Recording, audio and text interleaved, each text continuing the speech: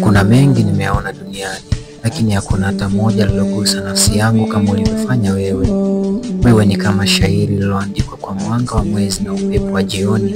Maneno yako ni laini, tabasamu lako ni mstari wa beti, na uwepo wako ni muziki unaoendelea kunifanya nisiseme chochote ila nisikie. Ninapokutazama nakumbuka kwamba dunia si baridi kama nilivyodhani.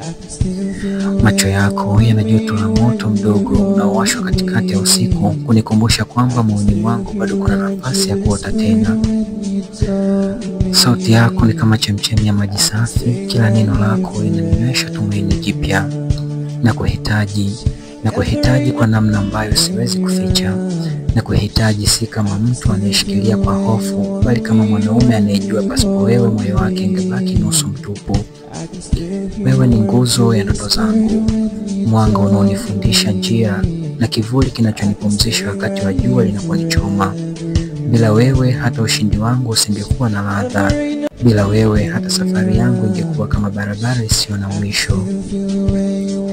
Naomba unielewe, sio tu ninakutaka, ninakuhitaji na ninakupenda kupita maelezo.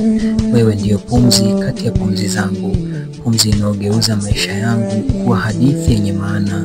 Ukisema ndiyo kwa moyo wangu, nitakutunza si kama maua ya bustani tu, bali kama hewa ninayovuta. Wewe ndiyo shairi ambalo ningesoma maisha yangu yote bila kuchoka, na hata kama kurasa zikiisha, bado ningekusoma moyoni mwangu.